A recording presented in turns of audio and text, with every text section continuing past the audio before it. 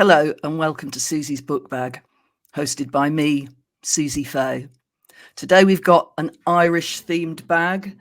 It dates back to the 20th anniversary of Bloomsday, Rejoice, as the celebration was called in Dublin. I went over to Dublin and had a great time talking to lots of people about James Joyce. It is a very well-used book bag because it's the only one I have that's actually a little handbag. Everything else is a tote bag, but you can't double tote. It's kind of nice to have a little bag to hold in your hand as well. And its small format, as well as its Irish theme, is appropriate for today's guest. I'm delighted to be welcoming the writer Charlie Hill to the book bag. Like a fair few people I'm inviting on here, he used to review for me back in the day. He's a hugely entertaining writer, and he has got a novel out at the moment about a female pirate. It's something in the air, but why aren't female pirates in the air? We all love a female pirate. So please join me in welcoming to the book bag the great Charlie Hill. Hi, Charlie. Hello, Suzi. Hello, everyone. Coming at us from Birmingham, I believe. Yes, yeah. Excellent. Birmingham by the sea. Yeah, marvelous. Now, I review a lot, and a lot of the books that I review are kind of that size. I don't want to kind of bulk shame any novelists out there, but every so often as a professional reviewer, you just gotta love a book that's that size or that size. I think it's true to say that your writing tends towards the succinct, the abbreviated even. You've got some short stories. Are they coming out later this year? Yeah, oddly enough, I've got two short story collections coming out in the same year, but as they are also both short story collections. Well, on the short side, but yeah, I mean, I think the brevity in my work comes from just spending a lot of time writing short stuff. But also, I mean, I think there was a fashion probably about 10 years ago for properly big long novels, and I just thought that a piece of work is as long as it needs to be, really, and I wasn't gonna, I wasn't going to write the sort of the recommended 80,000 words for a novel before submitting it, or do you know what I mean? And so I just, I suppose I just got into the habit of writing succinctly or concisely, or trying to communicate what I wanted to communicate in as few words as possible. Is it about the edit, or does the actual writing naturally come out that size? I think the writing naturally comes out that size. Yeah. I mean, it's like I say, if you, I mean, I don't write what's known as flash fiction as such, because there are certain kind of prescriptions to the formula that I haven't really. I'm not really that, and there's a twist. I don't know. But I do like. I mean, I suppose, yeah, I do like that sort of just that sort of precision, and I think it's to do with I think a lot of it's to do with ambiguity as well, because I like leaving quite a lot of work up to the reader, and not sort of presenting, not spelling things out. So I think there's lots of different reasons for the brevity in my work, but yeah, it's something that, I mean, if you, it works for me because I'm quite happy using or being published by sort of independent publishers, and who don't necessarily have the same requirements for a novel. So it doesn't have to be 80,000 words, or if I was to submit through an agent, for example, I did submit my second novel through an agent, and it was in a rather bizarre situation of they read it and quite liked it, and then they said, but it could do with another 10,000 words. So I added another 10,000 words, and then it went to the publisher, and the publisher started working on the edits with me, and then by the time they finished working on the edits, it was back down to the original length. Now, obviously, that means that if you have more work there, then the publisher has more stuff to edit. So I mean, I suppose that keeps them happy.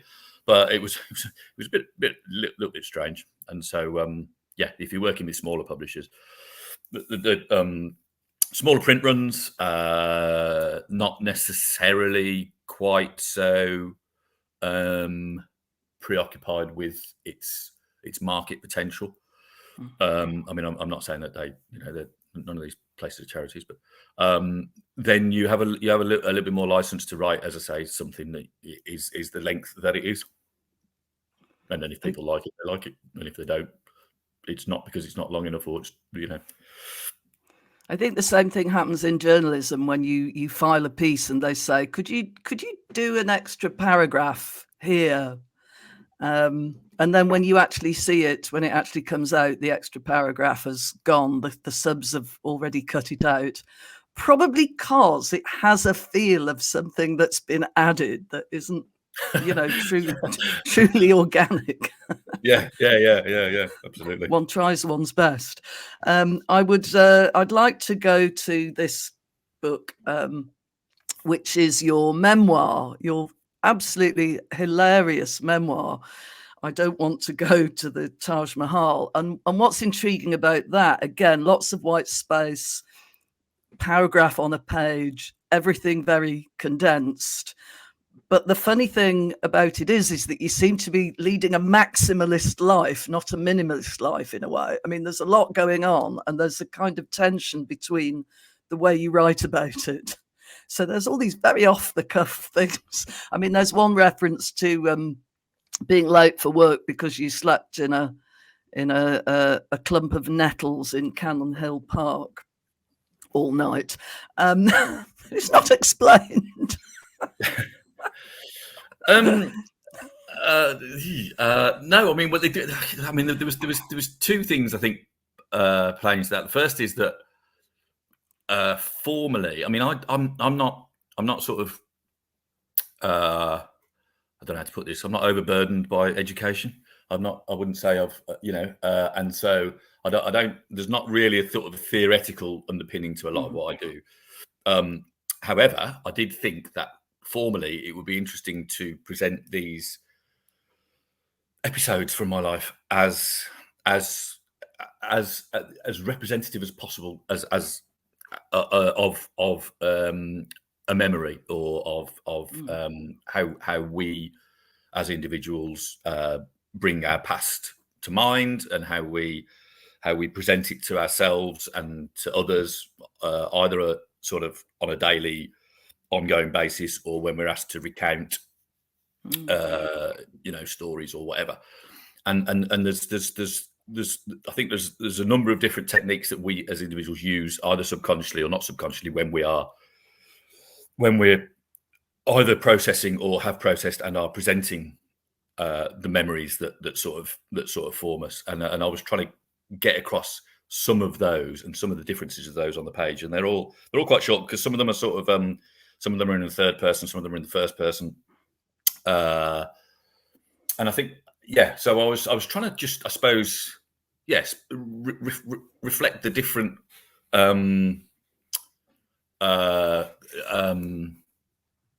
colours of memory, almost, and not colours, that's the wrong word. Textures of memory. That's exactly what I was. I think somebody said that in a review as well. Actually, I should have remembered that. Yes, the different textures of memory. Yeah, that's and so and so that's and because when we're sort of, once we've processed things that have happened to us, and then we recall them, and whatever the circumstances in which we recall them, we don't tend to dwell on them, because they tend to be part of. By the time we process them, we have fit them into one of the narratives that we tell ourselves, and other people. If we're sharing them with other people, then they will almost sort of subconsciously condense what you say. and condense the experience that you've described into their version of you. And so, you know, these things, they aren't, you know, if you're remembering something that happened to you 10 years ago, it tends to be, it's a very particular way in which what has happened has now features in your life, if you know what I mean. So that was one of the reasons for the short note. That was a really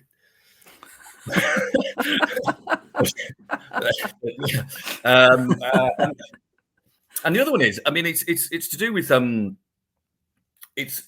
was trying to be a little bit, because people there's almost an expectation when people have finished reading a book that's, I don't know, say a 600-word memoir or whatever, or how many volumes that these people used to write.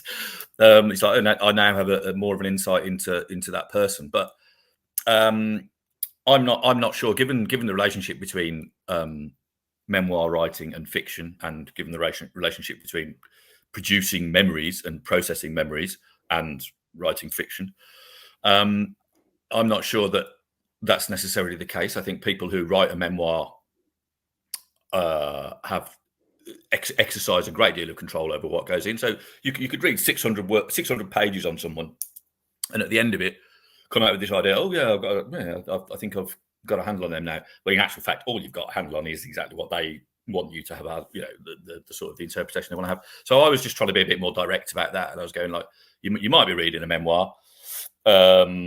You know, and I'm presenting you with episodes from my life, and I'm going into certain of my behaviours, and I'm presenting you with some of my reflections. But there's an awful lot of white space still there, really. So that was, yeah. I think if it doesn't embarrass you too much, I'm going to read a little bit that really struck me. I mean, it's a very good introduction to your method. New Year's Eve, after the pub, I am escorted round the back of an independent bakery, Luca's in Moseley, by a woman uninterested in pastries. I am being forced up against a pile of pallets when the security lights come on and she bails, a circumstance that leads me to question my hitherto rock-solid antipathy to the nascent surveillance state. And I think there's just something so lovely about round the back of an independent bakery. I mean, every word is in the right place. It doesn't need to be any longer than that. You know, we don't need to know more about, you know, what the colour of her hair was. No. Or how she managed to induce you there. I mean, that is it. It's like a little prose poem. Well, yeah. I mean, I've written across a variety of forms since I started, and we were talking about brevity earlier. And what I would like to say is that there is a sort of I'm approaching it as a poet might approach it, except for the fact that my poetry is pretty rubbish, and everything else I've tried my hand at, you know, I'm not saying that, but everything else I've reached a certain level of where you can sort of go, okay, do you know what? I think that this works on a certain level, and yet, although my prose is concise, and you know, and I want to get this, just, you know, it's to do with the. I mean, every prose writer should be precise, and they should exercise precision, but if you're writing, again, 600 pages, you know, either you and or your editors are at some point going to let things go through. Whereas if you're presenting a book that is 9,000 words long, then there is less scope for that. So I like to think that I've got this sort of approach to it, which is similar to the way that poets approach. But despite the fact I just keep writing poetry, and it's funny because my poetry is really sort of prosaic, and I can't get away from that. And yet my prose is it's a bit annoying, really, because I'd quite like to be, I'd quite like to write some decent poetry. Do you read decent poetry? Well, that's the problem, you see. Yes, but not enough. Not remotely enough. No. And I was also, when I read I Don't Want to Go to the Taj Mahal, I was hugely amused to see that I'm in fact in it, at least by implication, because you are lying around, probably in a squat or certainly somewhere fairly insalubrious. And the phone rings and you answer it, and then you say to your flatmate, you know, bloody hell, that was the Independent on Sunday. They want to run a review. They want to run a review, I wrote, which really made me smile. That was, in fact, me. And you must have sent something in on spec. I don't even remember what it was, but I went for it. Well, well, no, it was a commission, but I had sent some cuttings in and said, like, I've done this. I've done some stuff with the Birmingham Post and What's On, and that's it, yeah. It might have been the big issue. I'm not sure. Anyway, and I just sent some stuff and I said, "Did any chance of any work?" And then you said, "Yeah." And then it was like, whoa! It was quite a big break at the time, as you might imagine. And is Books your first novel or your second novel? That's my second novel. That was the one that went through the agenting process and was published by Profile. Well, it was accepted by Tyndall Street Press. And then while they were working on the edits, they went out of business. So Profile Books took on the Tyndall Street name. And so my book was the last, I'm not sure who it came out from, actually, eventually. I think it might have been Profile. But yeah, that was my second novel. That was the one with the editorial principle, the main, almost the only occasion where I've had, significant gone through the process, gone through the conventional route process. Yeah. Unfortunately, I couldn't find my copy. It's here somewhere, but again, it's small. You see, it's hiding somewhere. Had you been a bookseller? Because I mean, the lead character, named Richard Anger, very appropriately named, is a bookseller, I believe. Yeah, I worked at Waterstones for a bit. That's where the inspiration for that came from. I was front of store at the High Street branch in Birmingham, and sort of responsible for as it says, front of store. And so it was just filling up the 3 for 2 tables, and it was just noticing that the similarity in the books that were on the 3 for 2 tables. And some of it was unintentional, and then some of it, in terms of the cover design, was intentional, and then some of it was like you literally couldn't tell one author writing about his 30-something life in London from another author writing about his 30-something life in London, or one author writing about her 30-something life in London from another author writing about her. And it was just like, it was just a bit. It was like, hang on, why? I couldn't. Well, I mean, obviously, I understood why these these particular titles were being promoted over others, but I was a little bit sort of, it wasn't really why I got into it. And then so the idea for Books, I wrote a short story originally. Again, as a genesis in a short story. It was a very, very short story. I sent it to Ambit, which at the time, and I keep mentioning this. Well, I would say I keep mentioning it because it doesn't come up that often. But every opportunity I can, Ambit was edited by J.G. Ballard at the time, or the fiction was. So J.G. Ballard read my short story. Well, I'm guessing he might have done. It might have been. Well, I don't know if that had been a little helper. Yeah, but anyway, I'm saying I'm saying J.D. Ballard read my story and okayed it for inclusion in Ambit. Anyway, so the short story was somebody picks up 3 books from the 3 for 2 table for a beach holiday, and then they go away, and then they die, and then somebody looks into why they die, and then it's because they've read, I think it's 2.5 of the books, and the electrical function in the brain, which is slowed by the time he's got to the end of the first book, and then slowed even more by the time he gets to the end. By the time he halfway through the third book of this 3 for 2 offer, just redump, and it's called spontaneous neural atrophy syndrome. And so that was a short story, and I just extended that really, and then threw a few thinly disguised authors in there, and I had a lot of fun with it, actually. It is a lot of fun. The The offending author, again brilliantly named, is Gary Sales, and Richard Anger has to throw himself into the quest to track down copies of his utterly fatal new novel. And it's a sort of pre-COVID thing in a way. You know, an antidote must be found to this dangerous book. And the whole story is wonderfully funny. Did you, as it's a satire on bookselling, it's a bit biting the hand that feeds you. A satire on bookselling and publishing. Was there any kind of comeback? Well,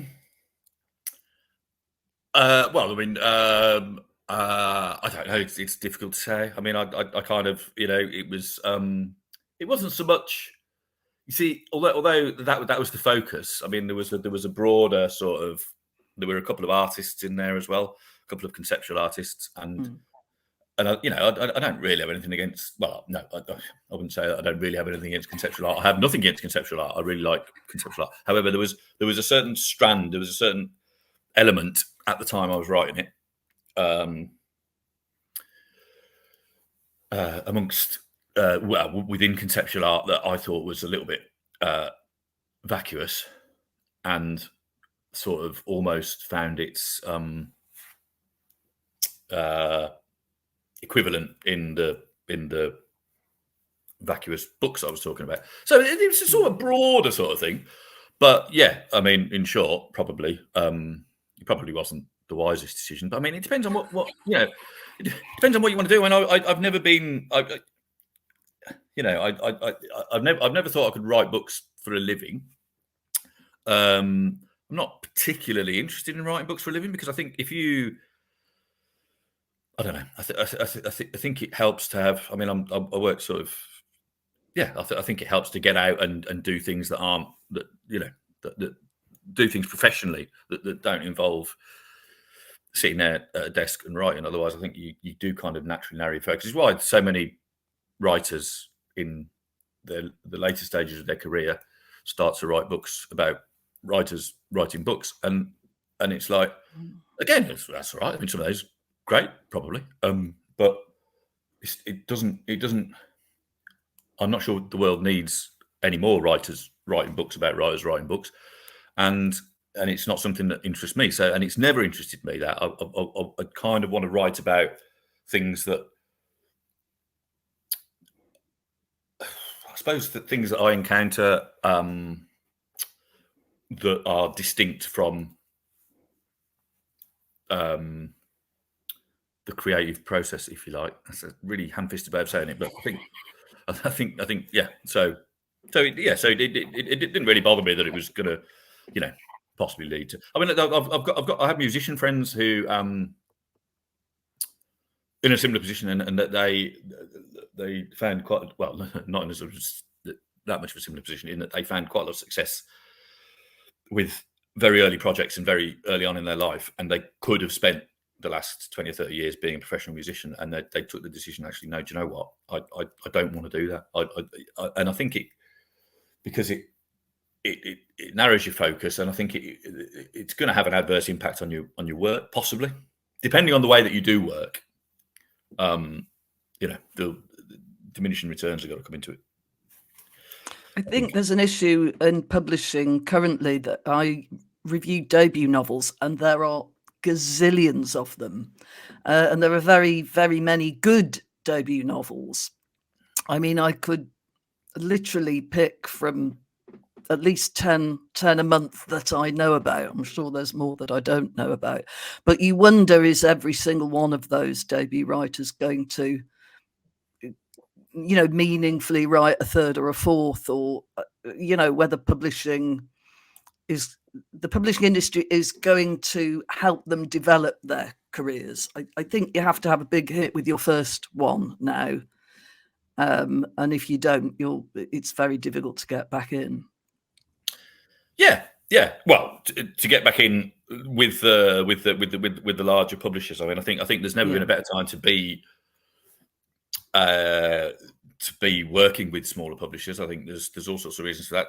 I think that the technology is such now that publishers, the economy of scale thing has gone out the window. So you kind of don't need to do a print run of 10,000 in order to make it.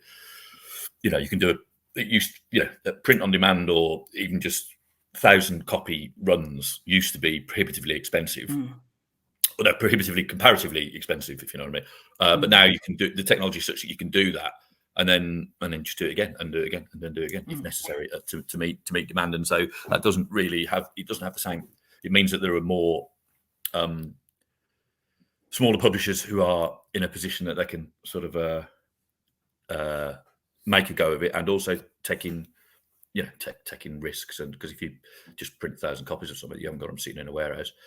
If you print 10,000 copies, you've got to think of storage, and then you send them out to the bookseller, and then they come back from the bookseller, and then it's like it's a bit of a nightmare. But if you print 1,000 copies, get rid of them somehow, can't you? So yeah.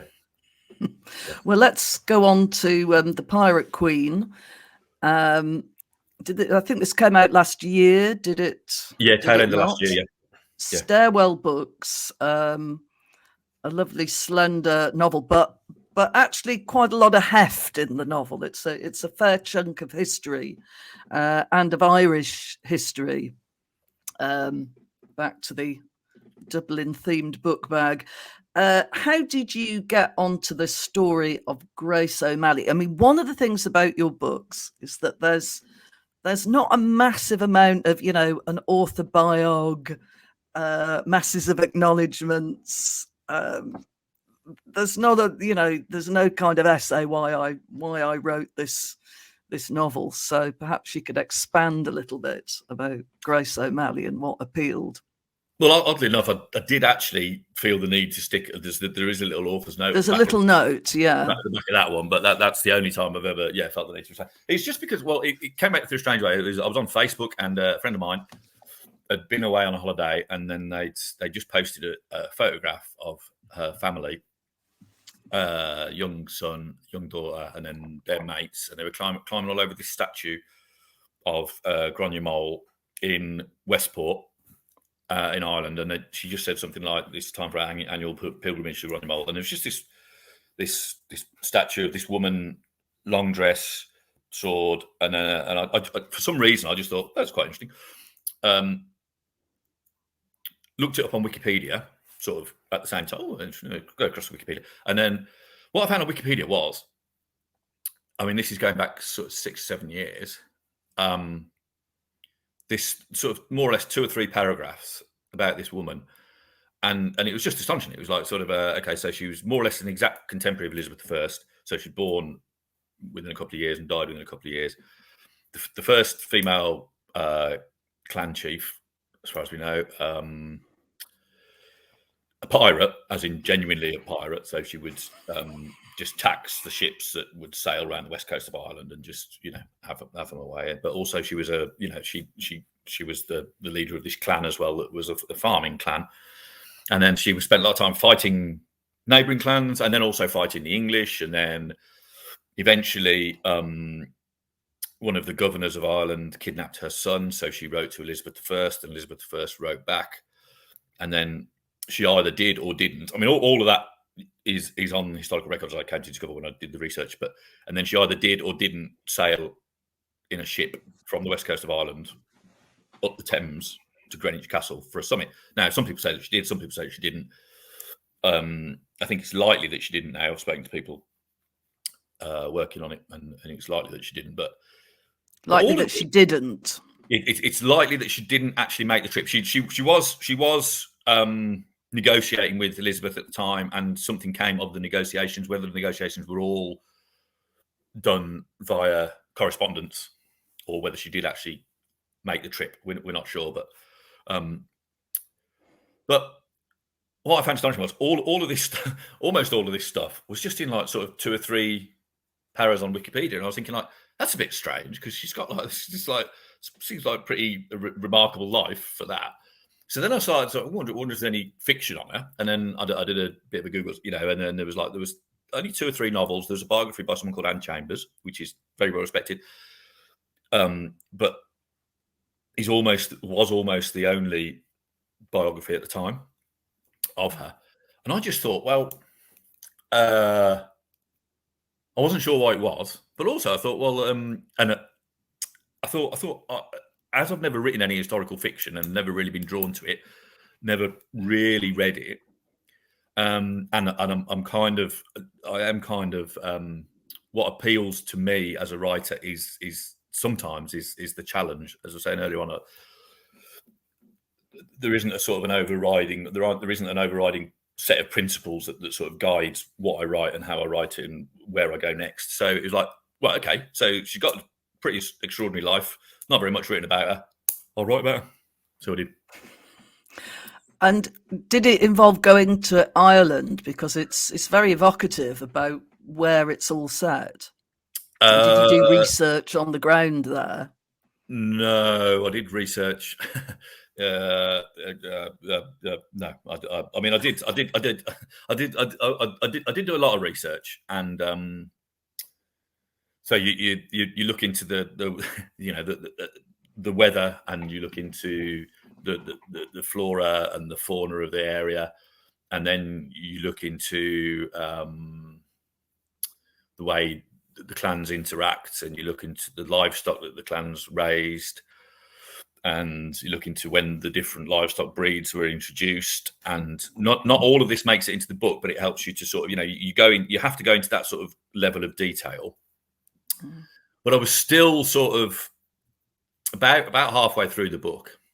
I mean, early on I thought it's going to be problematic writing as an English man, throwing my voice into an Irish woman and writing about not one but two English invasions of Ireland, because Grainne lived through the Tudor invasion of Ireland, and I've set the book 100 years later when her story is being told to her great granddaughter, who lived during the Cromwellian invasion of Ireland. So, which was just the way it seemed to I wanted to write a story about stories in as much as anything. I didn't necessarily want to write just a straightforward story about Grainne, not least because there wasn't that much information about her, and I didn't really want to go around making things up. So I was aware of it being problematic, and so the research that I did initially was just to sort of establish a sort of setting and get in my mind the sort of the environment to be able to convey the environment in as much as possible. When it come a bit later on, and I started including the odd Gaelic word, because although Grainne would have spoken, she spoke Latin because she was very well educated. She would have spoken Latin, English, and Gaelic at various times. Then, so would the people that she dealt with in Mayo on the West Coast.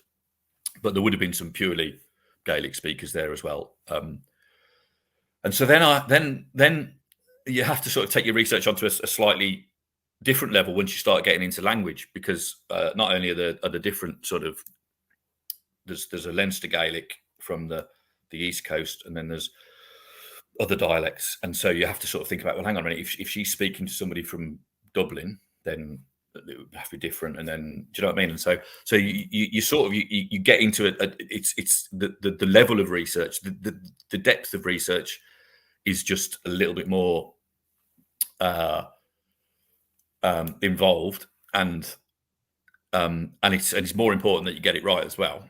And so at that point, I stopped just Googling and reading up, and I started asking people. So I was listening to Radio 4 just before I submitted the manuscript, and there was a story on Radio 4 about Grainne, and one of the guests on the show worked as a reader in that period of history at Trinity College in Dublin. So I got in touch with her, said, I've got this manuscript, I want to send it off, I need to know that these things are right. And she was absolutely fantastic. We sort of met over Skype or whatever, and I think it was during the pandemic, and chatted away, and she was just really, really helpful. She's writing a biography of Grainne, actually, which is, I think, anyway. So then I've also got there's a friend of mine who's an Irish poet, or a poet of Irish heritage, and again, when I was talking about the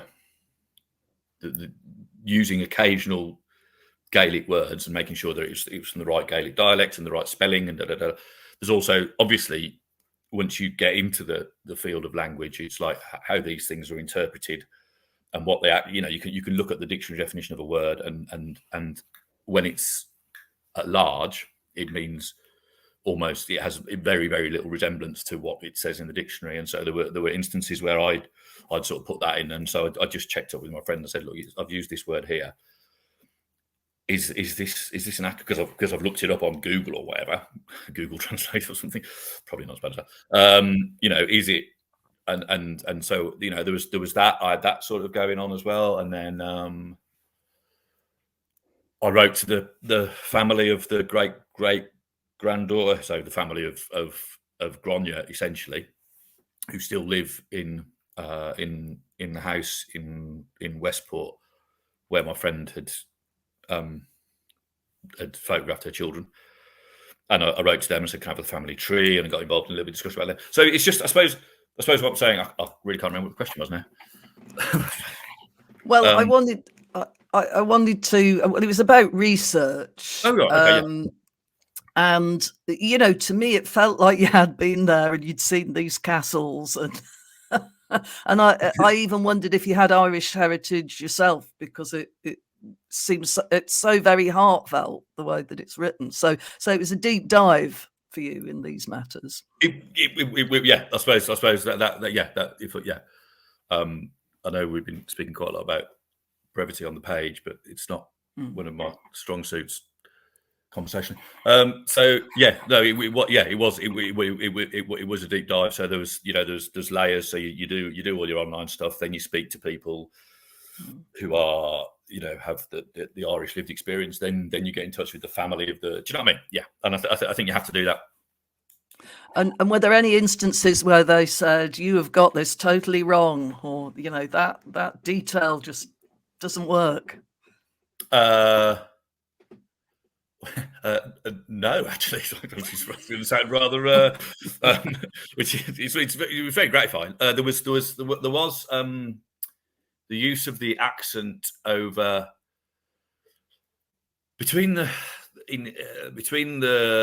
so Grainne Ni Mhaille is the way that she and I think the Ni in Gaelic is daughter of, yeah.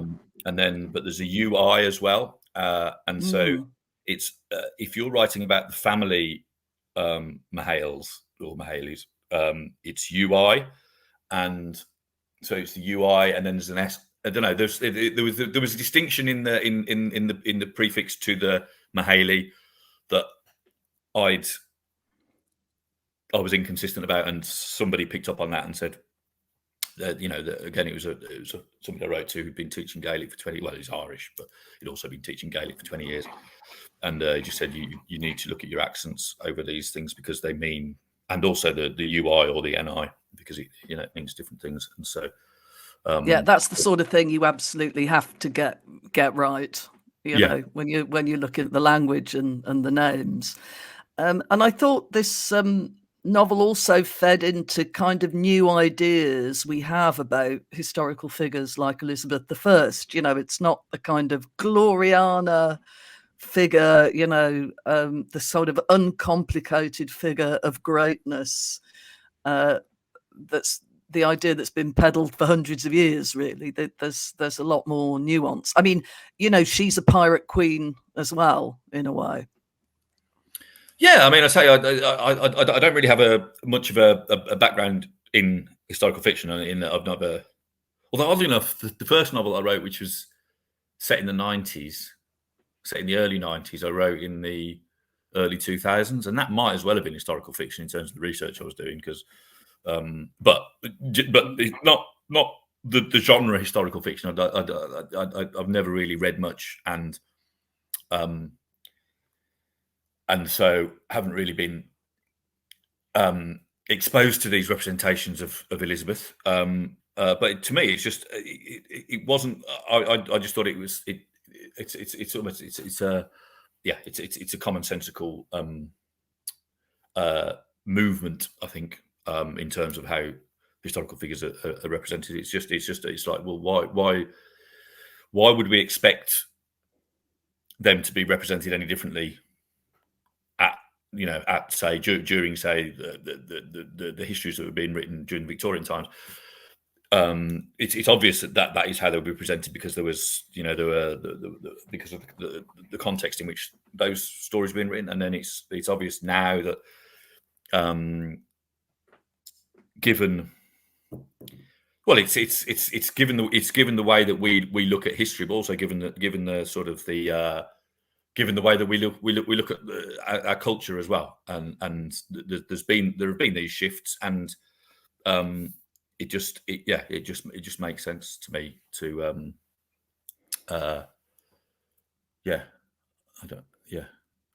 Did you do as much research into the Cromwellian era, as you say, the second invasion?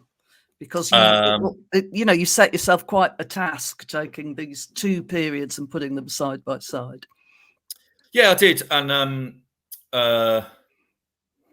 if anything, that was the more difficult to write about from the perspective of trying to avoid some of the tropes of sort of cultural appropriation, and trying to just make sure that I was as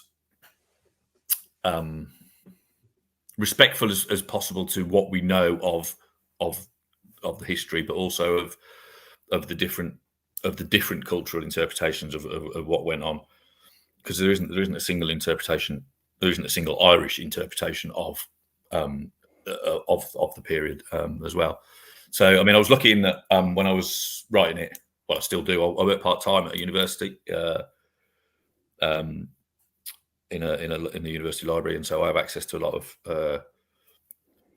just databases, basically. So you just put in, you can do like a proper level of scholarly research, I suppose is what I mean, which isn't possibly available to you if you're just going through Google, because you can it's that deep diving thing again. You can follow up leads in a way that you can't if you're just using the internet, or at least it takes less time. You have access to texts, again written. So I looked at the way that Irish history of the time was written up at the time by English and, well, not necessarily Irish writers at the time, and then Irish writers looking back at different stages, so in the 19th century and then the early 20th century, and then contemporary Irish writers looking back, and then, as I said, different English perspectives. So yeah, you were able to sort of, I was able to properly sort of get as rounded a view as possible, and then I mean, I think there was one of the things I realised quite early was there was a danger in writing this book if I did too much research and was trying to be too sort of almost too inclusive of the different elements that of the different interpretations, then I could wind up writing a book sort of by committee, and it just being a real bland out and just sort of like, oh, but we mustn't forget this, and have one character going, oh, but you mustn't forget this, and another character going, oh, yes, but that's all right, but what about this? And you know what I mean? And just like having that, and then never actually, losing sight of the fact that I was trying to tell a story, and just demonstrating that I had this, that I'd put the work in, and was trying to be, respectful of the various interpretations. So I was aware of that as well. So, hopefully it stands up to scrutiny per se, but also if people say, people question the decisions in terms of characterization or of how I portrayed a particular element, I'll say, yeah, well, I have seen the alternative of that. I know that there is an alternative view to that particular perspective, but I chose this one for the purposes of writing a novel that people want to read. Have you got the historical novel writing bug now? Do you think you'll do something else in the same vein, or was this a very particular kind of passion project? No, I haven't. It's a very particular kind of passion project. It was partly because it was like, as I hadn't done it before. I was interested by the story. I was really genuinely interested by how. Now, the funny thing is as well, when I first started writing it, it was partly because, as I say, I went on Wikipedia and there's literally 2 or 3 paragraphs on it, and I couldn't find more than 2 or 3 novels, and then the one biography. And oddly enough, there was a musical called The Pirate Queen, which opened in Chicago. I think went on to Broadway for about 2 weeks and then died of death. So very short-lived musical, and that was it. And then in the 6 or 7 years that I was writing this book, there's, you know, if you look now, her Wikipedia entry is it's a bit more commensurate with what she achieved and with her life, her life story. And there's more books been written about her since then, and more books have surfaced that have been written about her. So, from that perspective, I don't think I'm necessarily. I don't know. I mean, it's. You might have started something.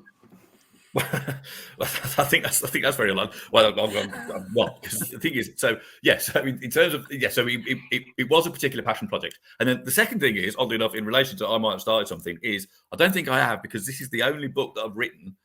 It's the one that probably took me the most work in terms of.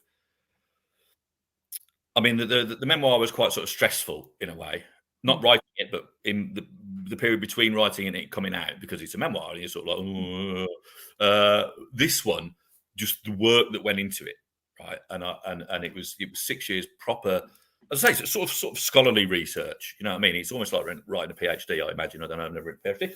I imagine it's like that. But you've also got to, as I say, tell the story as well. You've also got to write. You know, so. As an achievement, I wasn't sure how it stacked up with other historical novels, because I've never don't really read the genre. But there was that sort of element of not sure how it's going to be received in relation to the genre. But I was hoping it was going to be well received because of just because of the effort I put in. And the thing is, I still don't know, because it's the only book that I've written that had absolutely zero. I mean, absolutely. No, oh no, sorry. There has been one review on a blog. There's somebody I know who lives about a quarter of a mile up the road who writes a blog. So I put it through her letterbox and said, "Can you please review this book?" Unfortunately, she knew some of my earlier stuff. I mean, we haven't met. She's not a Nipo reviewer, but that is literally the only review. And I have to say, if this was the first book I'd written and it was released to just this complete echoing silence, I probably wouldn't have written again, because it's like, you know, at least part of the reason I write is to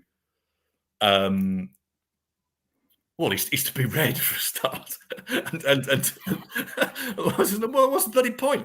So unfortunately, my earlier books, my earlier novels, you know, I've been lucky enough to have them picked up and reviewed by the broadsheets. You know, I had a review in the London Review of Books. You know, I'm very happy with that sort of level of coverage, given the sort of my profile. Otherwise, if you know what I mean. In terms of the publishers that I use, the fact that I switch between forms and genres and things. But this one, absolutely nothing. So, no, I'm not going to be repeating the experiment, because it's just really just... Well, it's been lovely talking to you about it. At least we've managed to have this chat and go into the story.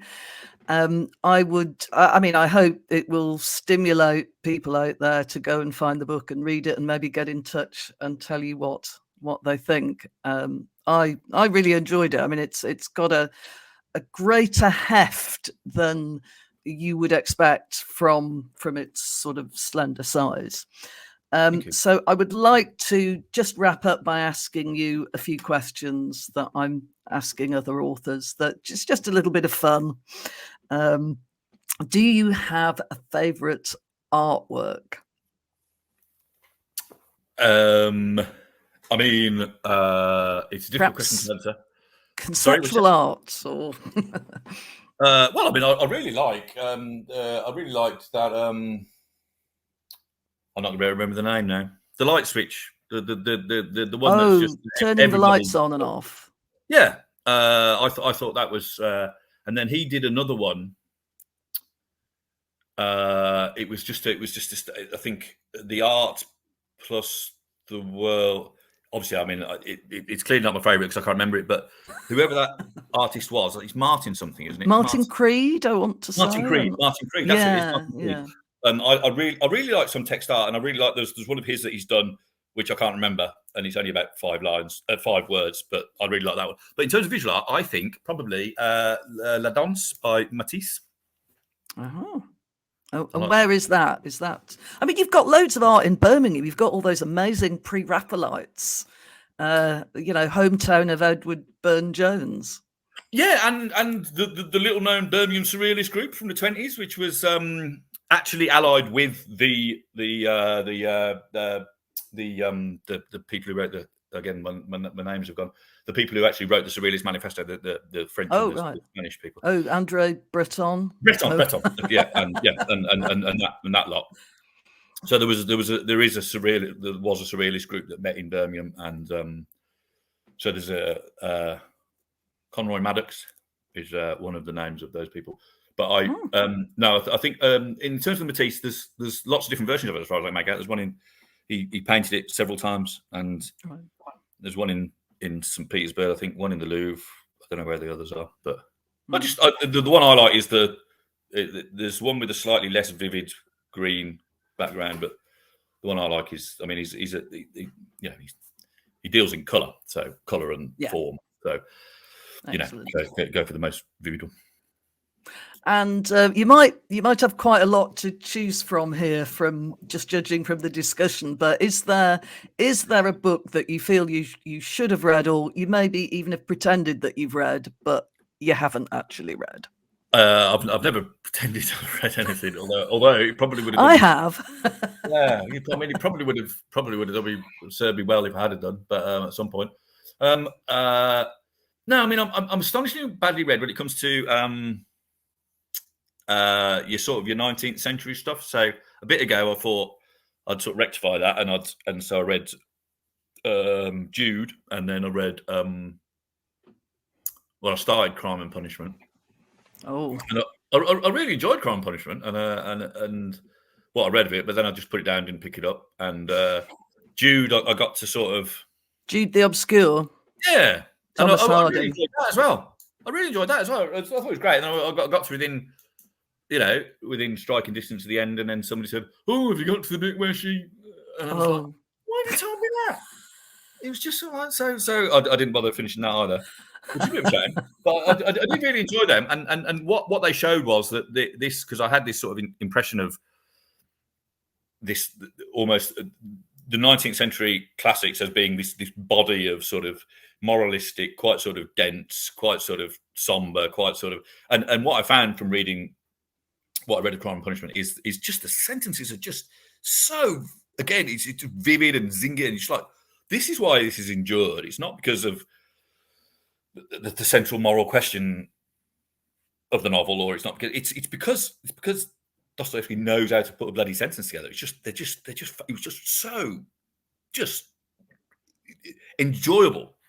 And I also found Jude to be quite enjoyable, although everybody else says the Hardy's miserable. Right. Anyway, to answer the question, probably everything's about Middlemarch, shouldn't they? So I probably should read Middlemarch. Oh, Middlemarch. Yeah, that'd be. I mean, she's a sort of, isn't she a black country writer? She's from the Midlands. Anyway, Middlemarch. And finally, have you ever had a really bizarre review or bit of feedback about your work or comment that somebody's made to you? What's the weirdest thing somebody said about your work? Well, I mean, plenty on Amazon. Obviously, people just, just somebody they buy a book and they go on Amazon, and then somebody put a review and says it's fine, and that was it. And it's like, well, why did you bother to do that? And not only that, but I mean, I'm absolutely not a grammar pedant at all. But the "it's" was without the apostrophe. It's like you've written 2 words, and they're only like 3 letters long, each of them. You got one of them wrong. What's the point of that? Just off you go, mate. Thank you. Keep in touch. And then one of the few occasions I've been out in public, and somebody's gone, "Oh, did you write that?" And I went, "Yes, I did." And I said, "What do you think of it?" And he said, "Not sure." And I was like, "Oh, bloody hell, do without that." That was at a festival. I was collared. No, I wasn't collared. He literally came up to me with a camera and said, "You wrote that book, didn't you?" And well, just as I just said, then what happened. So that was quite strange, a little bit unnerving as well, actually, truth be told. So yeah, just that. Oh, and then except one more, Richard Anger. So in books, there's Richard Anger, there's Lauren Furrows, who does a lot of thinking. See, Furrows. And then Gary Sales, because he writes books, he's commercial. Yeah, so there's all this going on, which isn't. I mean, okay, it's pretty basic, but there is a tradition of it. If you look at John Self and other Martin Amis characters that I can't name because I've not really read any Martin Amis, but somebody went on Goodreads and was like, "Oh, and he's named all of his characters like that," and it's like, "Oh, that's a bit basic, isn't it?" And I mean, you should never respond to these things, but I did write back to her and said, like, I mean, I think you'll find that because I mean, although, yeah, whatever you think about Martin Amis, and say I quite like his non-fiction, but I've never read, and this is going back 20, 30 years. I haven't really read it. I've read Night Train of his fiction, which isn't one of his comic novels, but whatever you say about him, for a period of time, he wrote 4 or 5 comic novels that were pretty central to British satire. And so I just wrote back to him and said, you know, to be honest with you, I haven't just done this. You know, I've done this because the person who was writing, who was at the centre of British satire, you know, had set the precedent. So if you're going to read, a satire, I don't know, at least have just a passing, fleeting knowledge, which is all I've got of the most central, most significant British satirist of the last 10 years. Otherwise, you're just showing yourself up to be a bit of a monk. I mean, going even further back, there's Restoration comedy, though. They've all got names like Sir Rakewell.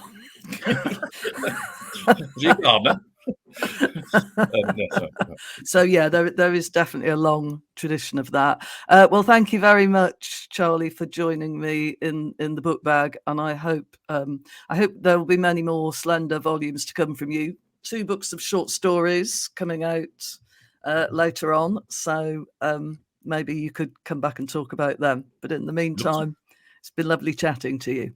Thank you. Thank you for dropping in. And thank you for watching another episode of The Book Bag. If you like what you hear, then please subscribe and please like. And now it's time to get back to your own books, be they long or short. Thank you very much for joining us. Bye.